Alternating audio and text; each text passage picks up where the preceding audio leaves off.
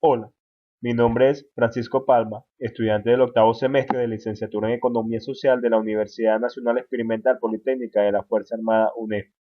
El presente video es para mostrarles una información acerca de las nuevas concepciones económicas modernas, donde le haremos énfasis sobre los distintos precursores modernos económicos y los aportes que estos tienen. Los precursores son los fisiócratas, los mercantilistas, los estructuralistas y los neoclásicos.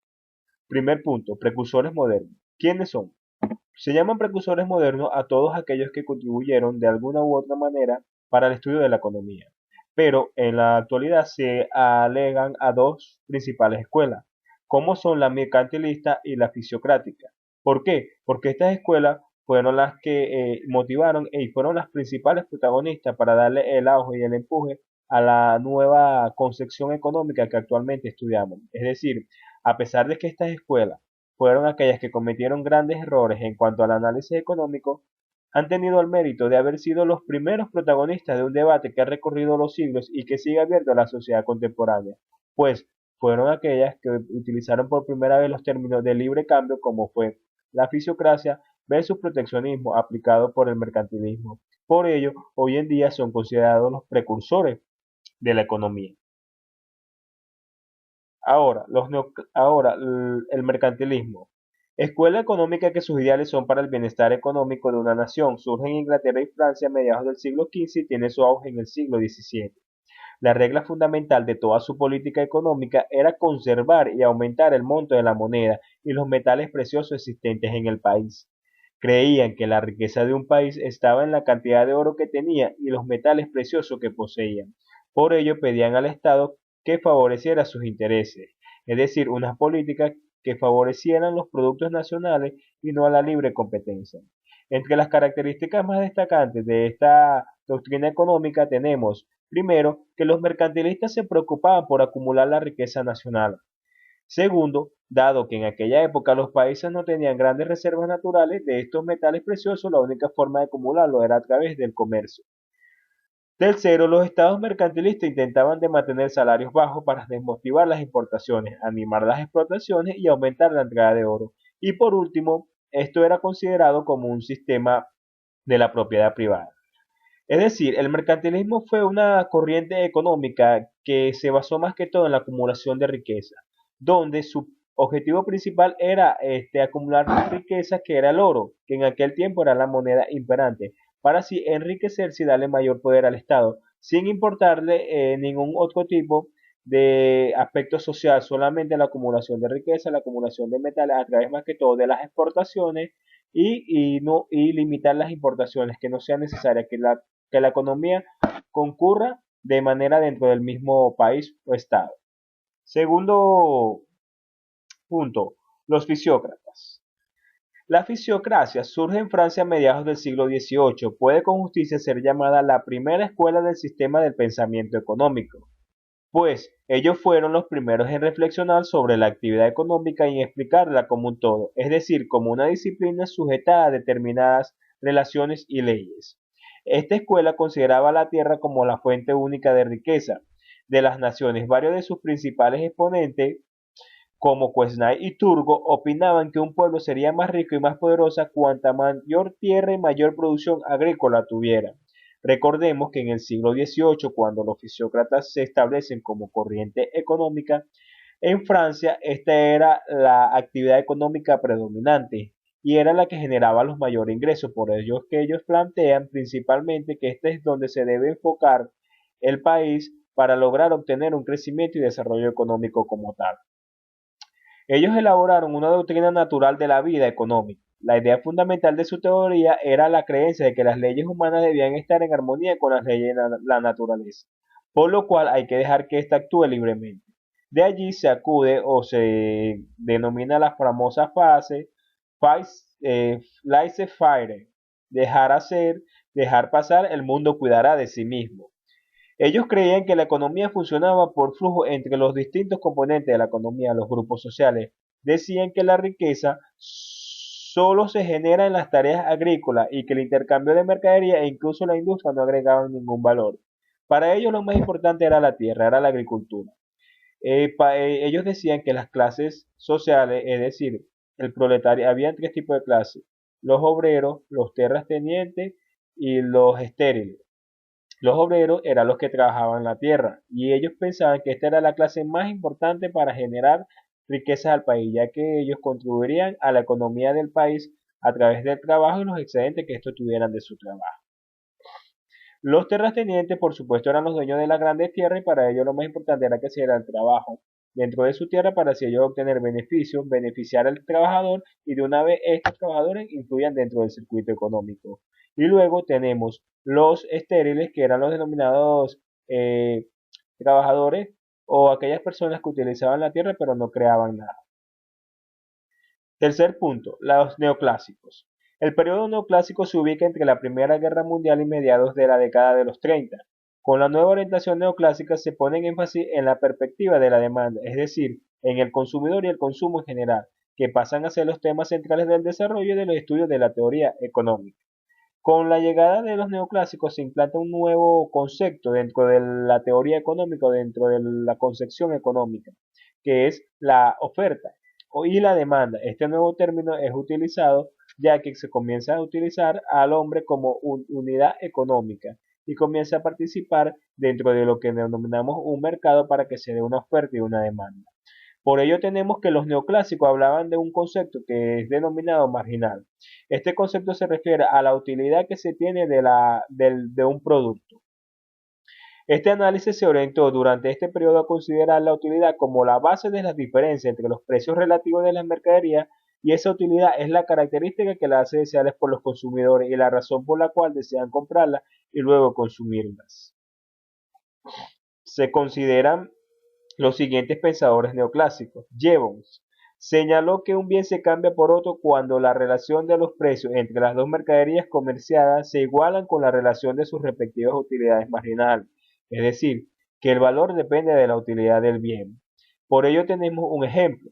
Si tenemos, por ejemplo, el agua, su utilidad marginal va a ser baja, ya que este bien o este producto abunda en todas partes. Ahora, si nos vamos a un diamante, este va a tener una utilidad marginal alta porque esta escasez es muy difícil de conseguir. A eso se refiere que la utilidad que el valor del bien va a depender de la utilidad que este tenga. Von Weiss establecía o desarrolló una ley de costos que se reconocen como base del concepto de los costos de oportunidad, en donde el valor de los productos marginales se igualará. Von Bauer orientó su estudio a la teoría de capital y el interés.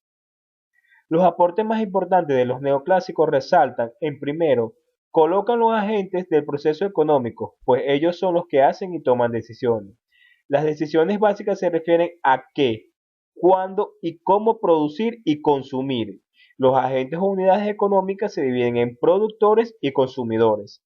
Si los agentes económicos son consumidores y productores, la relación entre ellos se expresa en términos de demanda y oferta de bienes y servicios. Esta es una teoría fundamentalmente microeconómica y en particular basada en la teoría del precio del producto. Las acciones de los agentes se orientan por el deseo de maximización, es decir, los productores de su beneficio y los consumidores de su utilidad.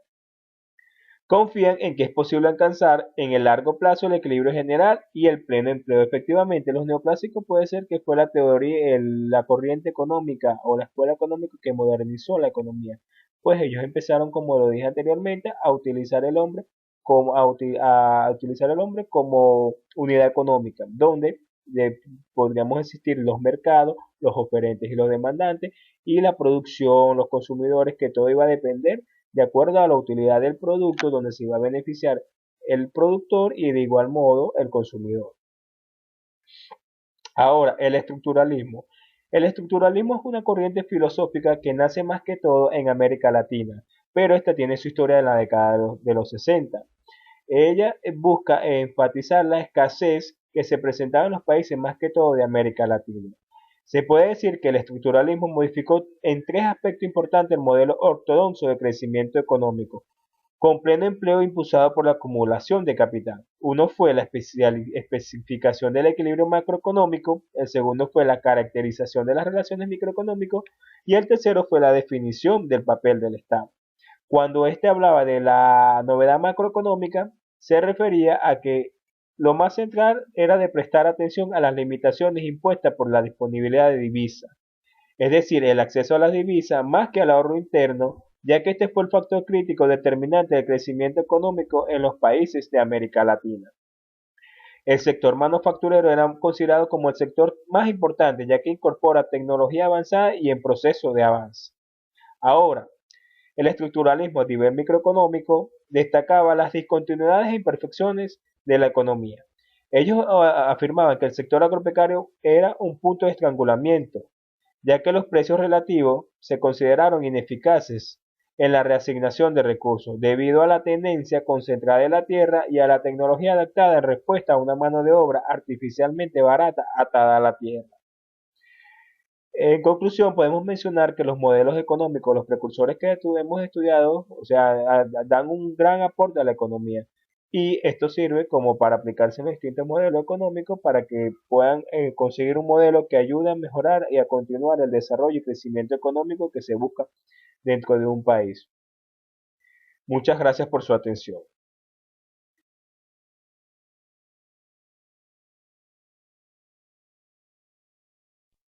Hola, mi nombre es Francisco Palma, estudiante del octavo semestre de licenciatura en Economía Social de la Universidad Nacional Experimental Politécnica de la Fuerza Armada UNEF.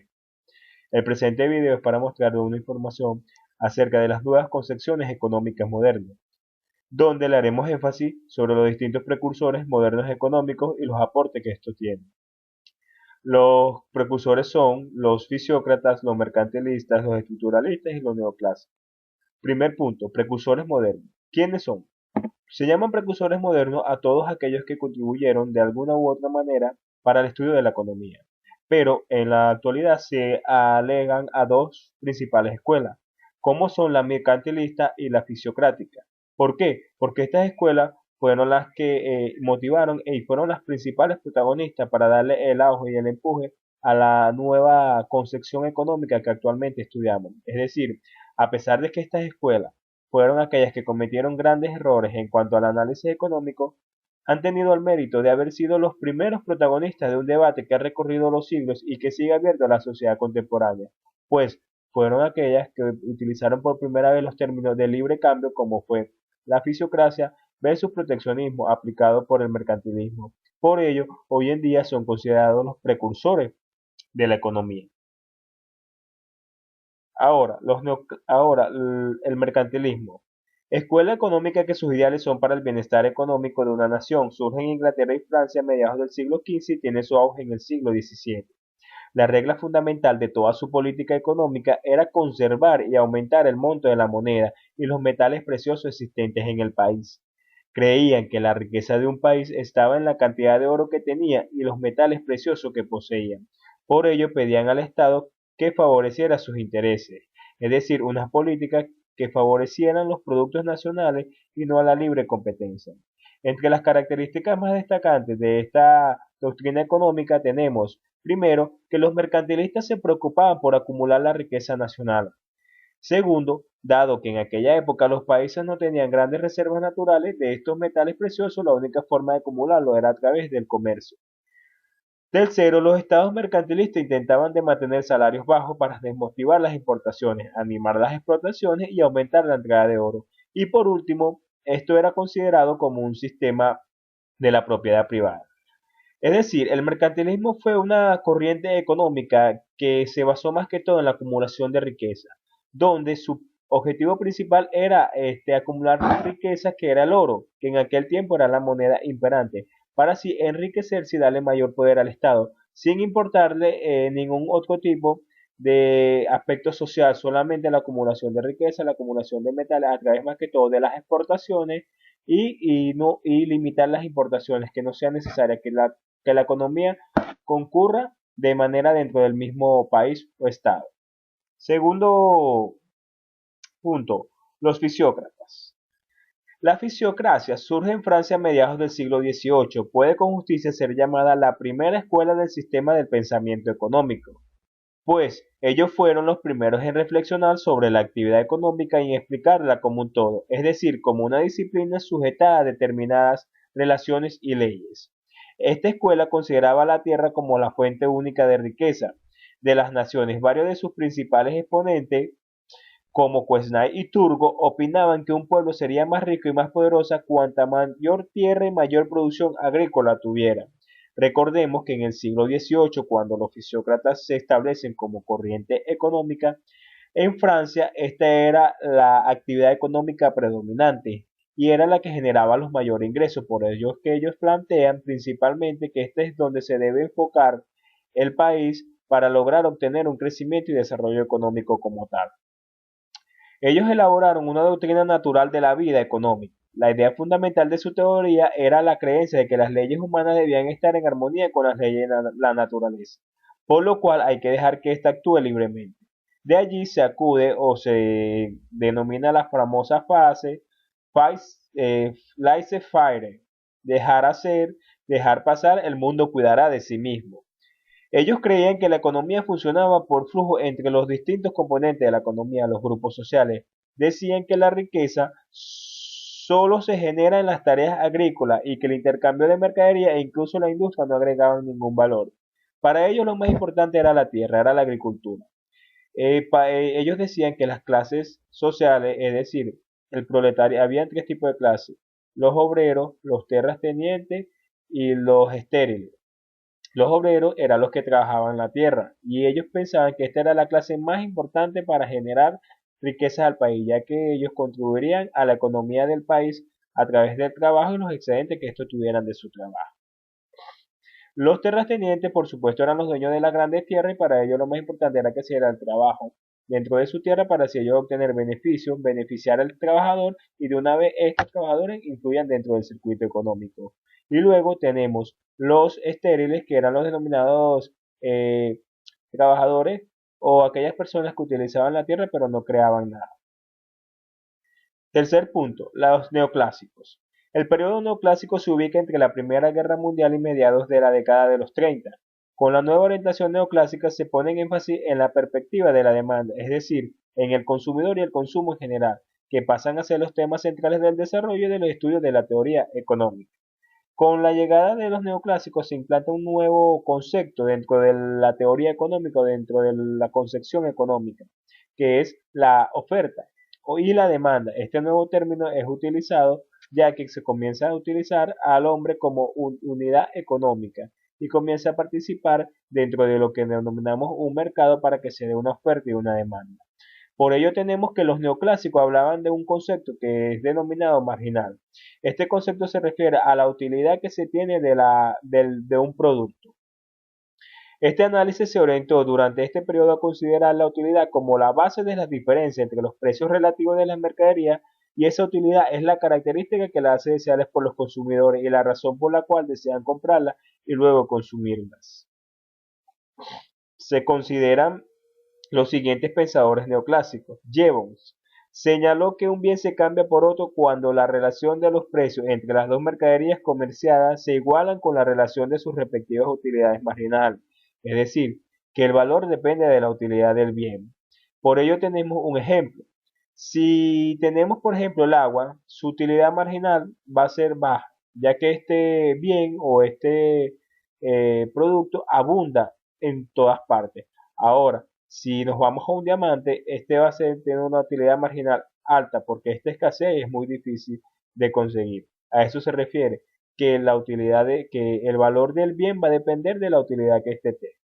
Von Weiss establecía o desarrolló una ley de costos que se reconocen como base del concepto de los costos de oportunidad, en donde el valor de los productos marginales se igualará. Von Bauer orientó su estudio a la teoría capital y el interés. Los aportes más importantes de los neoclásicos resaltan, en primero, colocan los agentes del proceso económico, pues ellos son los que hacen y toman decisiones. Las decisiones básicas se refieren a qué, cuándo y cómo producir y consumir. Los agentes o unidades económicas se dividen en productores y consumidores. Si los agentes económicos son consumidores y productores, la relación entre ellos se expresa en términos de demanda y oferta de bienes y servicios. Esta es una teoría fundamentalmente microeconómica y en particular basada en la teoría del precio del producto. Las acciones de los agentes se orientan por el deseo de maximización, es decir, los productores de su beneficio y los consumidores de su utilidad. Confían en que es posible alcanzar en el largo plazo el equilibrio general y el pleno empleo. Efectivamente, los neoclásicos puede ser que fue la teoría, la corriente económica o la escuela económica que modernizó la economía. Pues ellos empezaron, como lo dije anteriormente, a utilizar el hombre a utilizar el hombre como unidad económica, donde podríamos existir los mercados, los oferentes y los demandantes, y la producción, los consumidores, que todo iba a depender de acuerdo a la utilidad del producto, donde se iba a beneficiar el productor y de igual modo el consumidor. Ahora, el estructuralismo. El estructuralismo es una corriente filosófica que nace más que todo en América Latina, pero esta tiene su historia en la década de los 60. Ella busca enfatizar la escasez que se presentaba en los países más que todo de América Latina. Se puede decir que el estructuralismo modificó en tres aspectos importantes el modelo ortodoxo de crecimiento económico, con pleno empleo impulsado por la acumulación de capital. Uno fue la especificación del equilibrio macroeconómico, el segundo fue la caracterización de las relaciones microeconómicas y el tercero fue la definición del papel del Estado. Cuando éste hablaba de la novedad macroeconómica, se refería a que lo más central era de prestar atención a las limitaciones impuestas por la disponibilidad de divisas, es decir, el acceso a las divisas más que al ahorro interno, ya que este fue el factor crítico determinante del crecimiento económico en los países de América Latina. El sector manufacturero era considerado como el sector más importante, ya que incorpora tecnología avanzada y en proceso de avance. Ahora, el estructuralismo a nivel microeconómico destacaba las discontinuidades e imperfecciones de la economía. Ellos afirmaban que el sector agropecuario era un punto de estrangulamiento, ya que los precios relativos se consideraron ineficaces en la reasignación de recursos, debido a la tendencia concentrada en la tierra y a la tecnología adaptada en respuesta a una mano de obra artificialmente barata atada a la tierra. En conclusión, podemos mencionar que los modelos económicos, los precursores que hemos estudiado, o sea, dan un gran aporte a la economía. Y esto sirve como para aplicarse en los distintos modelos económicos para que puedan conseguir un modelo que ayude a mejorar y a continuar el desarrollo y crecimiento económico que se busca dentro de un país. Muchas gracias por su atención.